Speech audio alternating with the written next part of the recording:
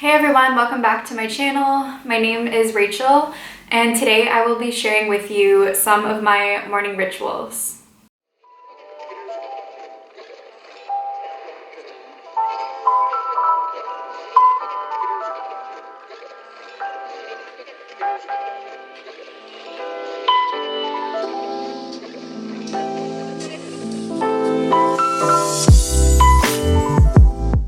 Before we begin today, I just wanted to make a little note that times are a little bit different now. So we're going through this global pandemic. If you saw my last video, I talked a little bit more about the situation and the ability to love yourself and to be soft and gentle on yourself.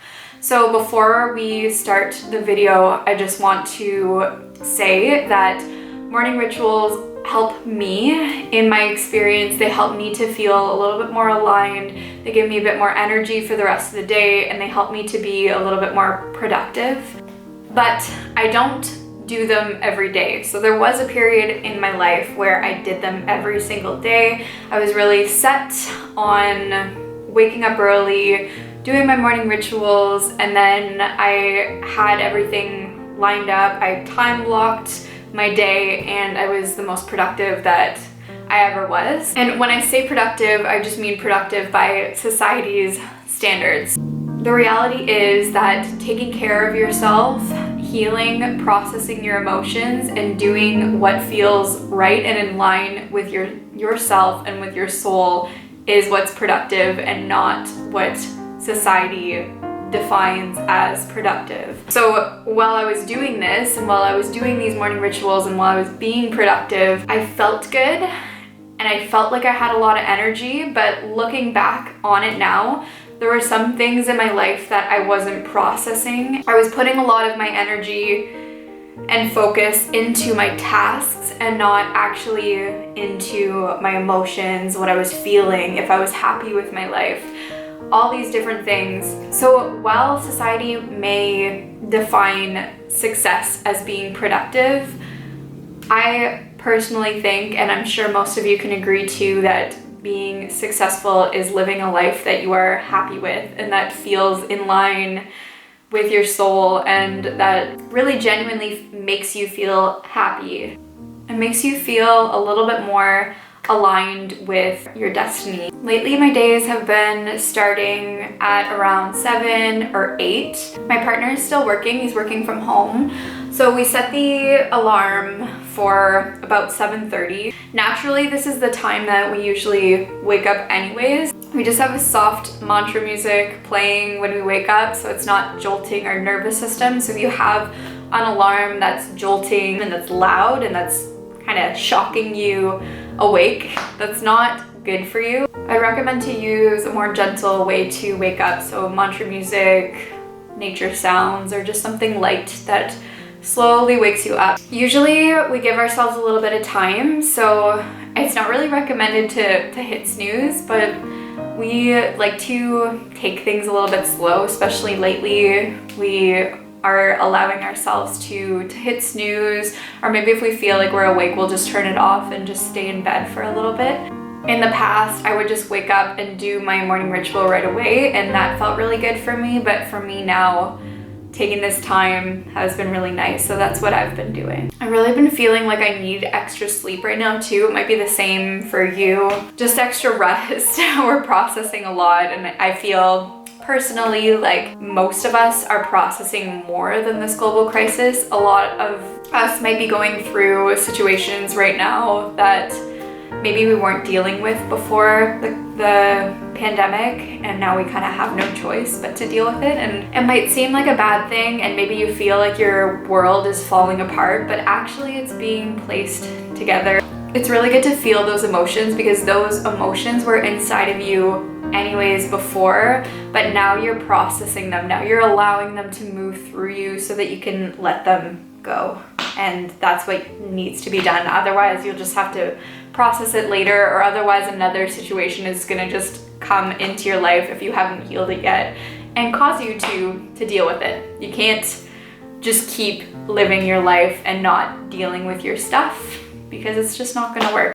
What's been feeling really good for me lately is to do yoga practice right away when I get up. Some days I've been doing yoga classes later on, but I find personally for me to do a practice right away when I wake up is very helpful. And if yoga isn't your thing, maybe just find a way to do whatever it is that you do to get your energy going and flowing. Maybe that's going for a run right away or for a walk. Whatever it is that can get you moving right away is a really good thing, and that's what I like to do first. Sometimes my practice is 15 minutes, sometimes it's an hour. It really depends on how I feel when I wake up. And sometimes my practice is more gentle, sometimes more vigorous, sometimes more yin-based, more hatha, flow. It's really been how I feel in the moment. Sometimes my flows kind of look the same every day and I build on them. Just in general, I've been trying to be more intentional with my day and more gentle on myself and just doing whatever I can to feel good. There are definitely some mornings where I don't do yoga right away or don't do my morning rituals right away. Sometimes, especially when I'm on my moon cycle, I just need that extra time to lay in bed. I'll get my book, read my book for a little bit. I would love to say that I don't check my phone in the morning, and I know that it's not really recommended to check your phone right away, but I've been feeling like staying connected. I've been talking to my family a lot, my friends, and it's just something that I'm doing, and I'm allowing myself to do that because it's keeping me connected. I check on how everyone's doing, and it's what feels good for me. I'm just trying not to be consumed by it because it's really easy to fall into that where you're just scrolling mindlessly forever. And I'm trying to not do that, but at the same time I'm allowing myself and not judging myself for it. That's the point that I want to come across the most, is to not judge yourself so much. Just allow yourself to be how you are and to process this huge situation the way that you are. And it's okay if you are just watching TV, if you're staying in bed longer, if you're staying up late, it's okay. So this next step is definitely not for everyone.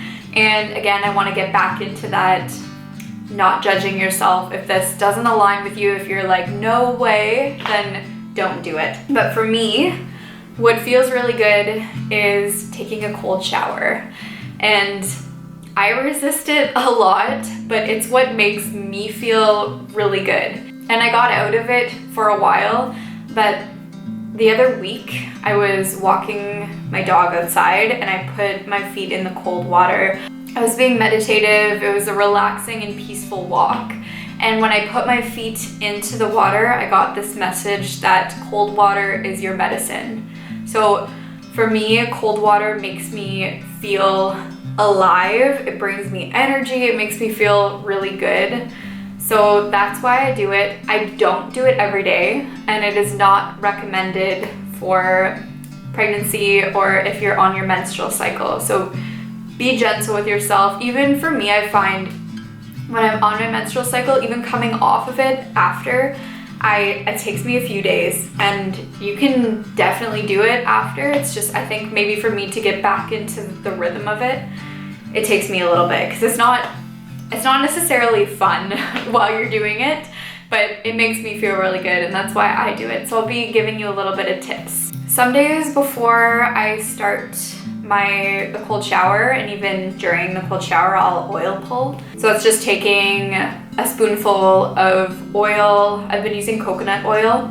Taking a spoonful of oil, putting it into your mouth, and just swishing it around your mouth I do it for the entire time that I take the cold shower. It's a good time to do it before you start all of your process for the cold shower.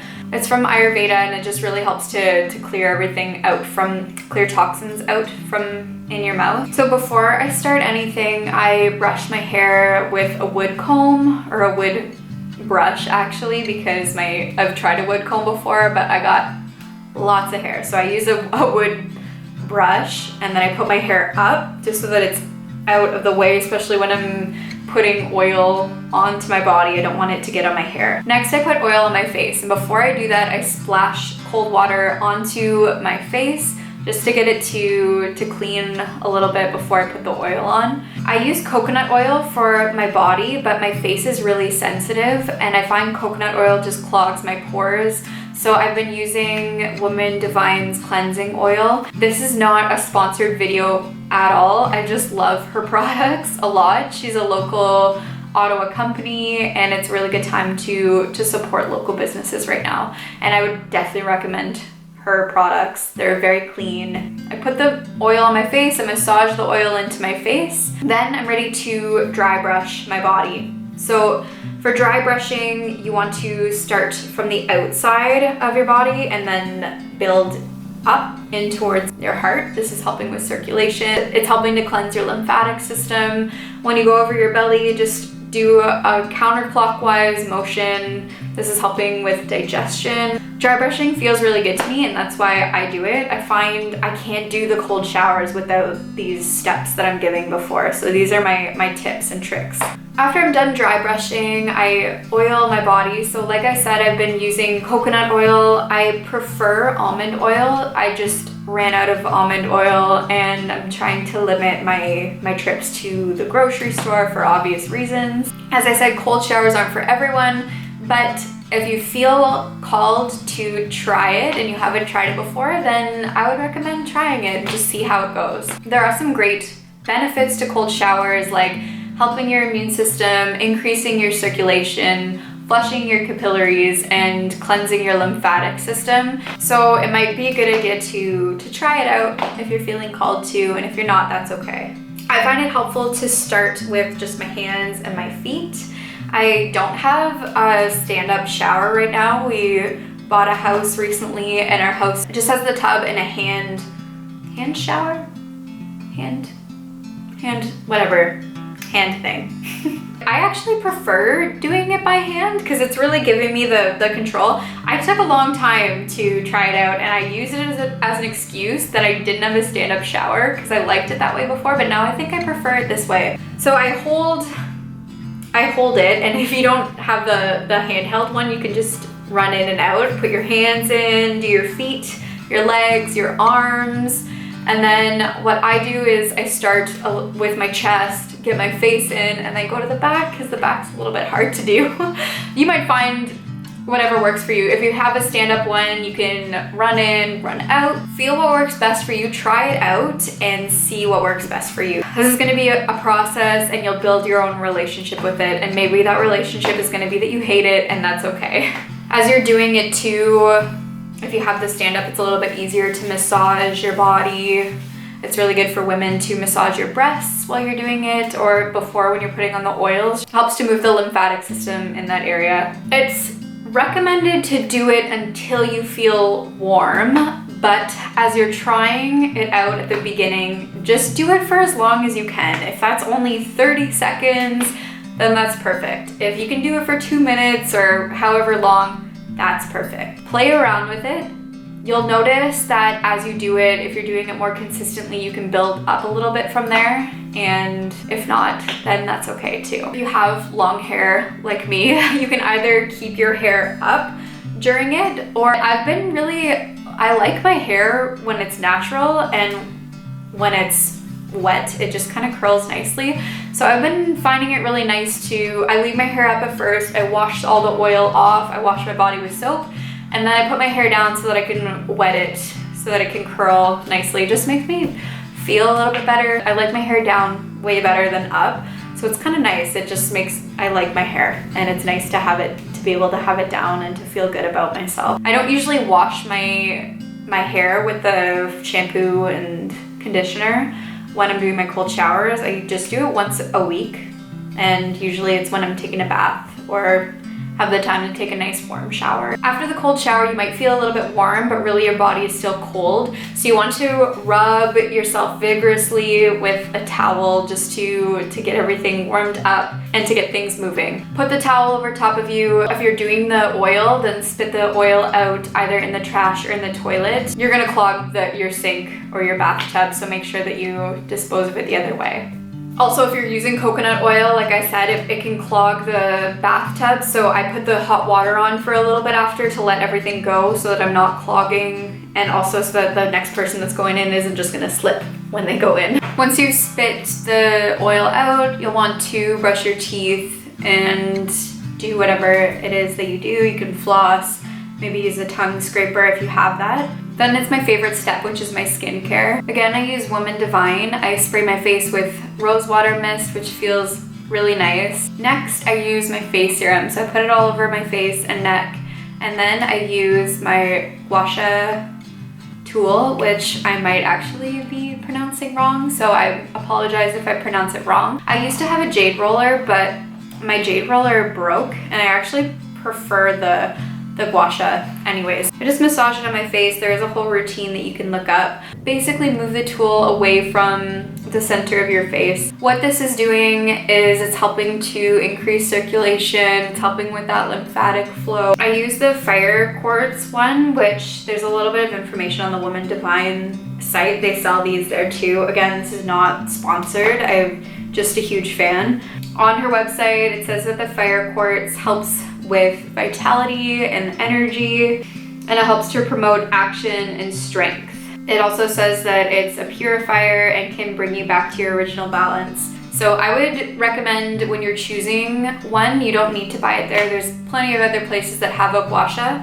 I would recommend, if you're doing anything with crystals, to use your intuition when you're picking one. I know right now you won't be able to necessarily go to a store and feel it out, but just look online, feel how you feel in your body.